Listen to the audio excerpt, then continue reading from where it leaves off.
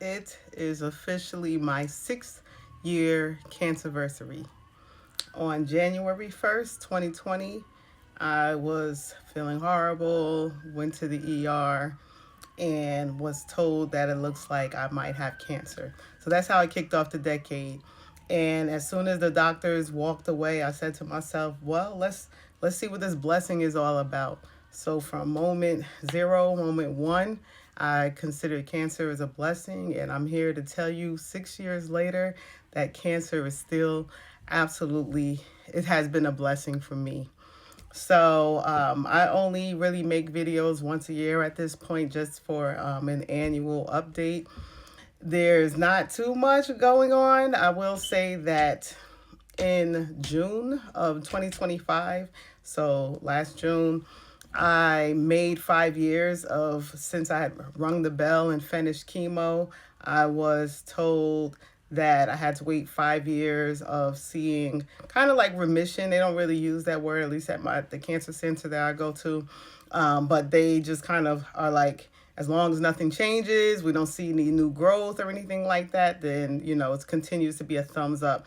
So that's how they look at remission without using the word. So what they say is, though, after 5 years of seeing no changes, then you are declared cancer free. So I officially became declared cancer free in June of 2025. So hip hip hooray for that. I'm so thankful, even though, like I've said in other videos, that I felt cancer free like after my third round of chemo. So I had 6 rounds of chemo in total. And after the third round, like I just felt different. It was just something that was different for me. So I've been considered myself cancer free for a long time, but it was definitely a celebration to be able to also have that recognition by the cancer center. And my cancer center is Memorial Sloan Kettering. It is internationally known and recognized. It just so happened that I was a New York City teacher with the union, and they had a contract which allowed teachers to be able to get their exceptional service. So I'm just so thankful that I was able to be served by them. I'm still a patient with Memorial Sloan Kettering. Now, at this point, I go every 6 months. I get just checked, like blood work every 6 months. And then I think at this point is once a year that I get the CAT scans for them to check like the abdominal region and to make sure that everything is looking the way it should be looking, which is like no growth, basically. Nothing, abnormal. So yeah, that's what I do. I am still triggered by the CAT scans, the CT scans, whatever that contrast is. It makes me, just the thought of it, I'm feeling a little queasy. It makes me literally get sick. In the machine, I literally vomit. It's happened every time. This upcoming time, I'm going to, they said, the last text said there's 2 different types. And so I'm going to have the tech look at the type that I had last time and ask them to give me the other type. And I just hope and pray that this will finally be the time where I can make it through. But it's a nightmare. Like on an empty stomach, it doesn't matter what I eat. I've tried multiple things, smelling the alcohol pads. I have not taken any nausea medicine beforehand, but the way it happens immediately. As soon as they put the contrast in, within a second and a half, it just hits my stomach and I just get sick. So that is definitely, I would consider, one of the major downfalls for me. Like, if there are any minuses for me, things that don't consider a blessing per se, but a minus is that part, is because it's very triggering for me. And then the other thing was losing my hair. So the update with my hair, I still haven't gotten my locks back. After chemo, I noticed when my hair started growing in, alopecia was something I was already dealing with, and it got even worse. And so I decided this summer to just go ahead and get a hair transplant. And so under hair, that's what I'm working with. It's still in the early phases. It's a 1-year process. It's been awesome. I'm very excited to see what it will be in this summer.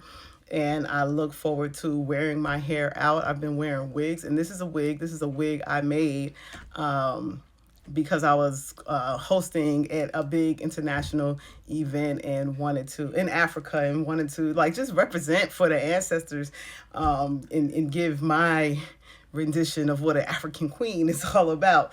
And so this is a wig that I did make. This is not a wig that I wear every day, but today this is a special occasion, and so I'm, looking a little bit festive because for me it is a moment of celebration.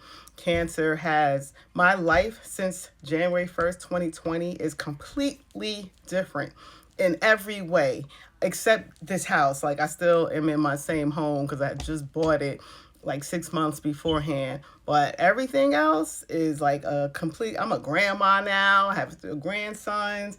My kids, of course, are just growing and getting bigger and older. But just even in my personal life, like I used to be a teacher. I'm no longer a teacher.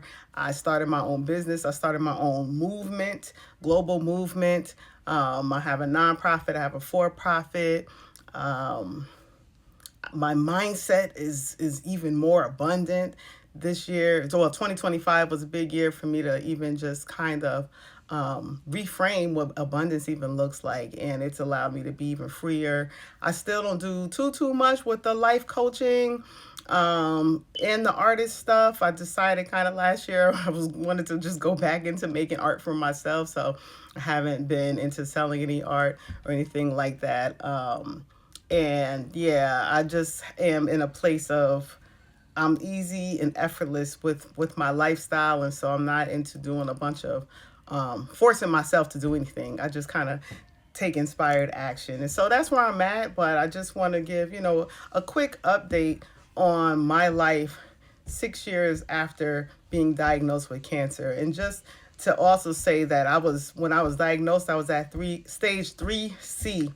So I had cancer for years and just didn't know. So, if this is a sign that you need to just get yourself checked out, even though I had been getting myself checked out and was just never diagnosed. But if you've been thinking about it, let this be a sign to just get yourself checked out.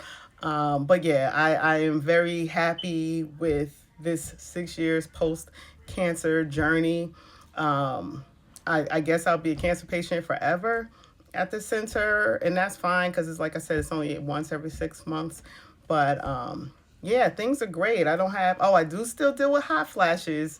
I had some acupuncture and I think it helped some, but I wasn't really focused on acupuncture for hot flashes. I've learned how to manage hot flashes. For me, when I drink coffee, which I am a cup a day kind of person, I already know I'm going to have a hot flash like within an hour of drinking a coffee. So it's not a big deal for me. I kind of just let it pass by. I do have like a fan that I use on occasion, but most days I don't even use that fan. I just happen to pull this out the other day, but I'm not even. I might do this, or I might, if I'm in your face, you might see me like pat myself, or just wipe my face. But other than that, I'm fine with the hot flashes, cold flashes. I get them too. It's kind of different. Like they come after the hot flash in a sense. But yeah, throughout the night, covers are off and on throughout the night. But I'm fine with it. I'm very happy with my life and where I am. 2026 is going to be an amazing year, and I look forward to being able to share next year the blessings that cancer has been the domino for, all the things that have happened in these roaring 20s. Because it was the very first day of the decade, like cancer is the domino for me. And so, I know it's not common to hear people say that cancer is a blessing, but I want to encourage anybody who is on this journey to try to find ways to look at it in that way. Everything in life is a blessing, and that's all I'm going to say. So happy 2026. May it be the best year you've ever had. Love and blessings.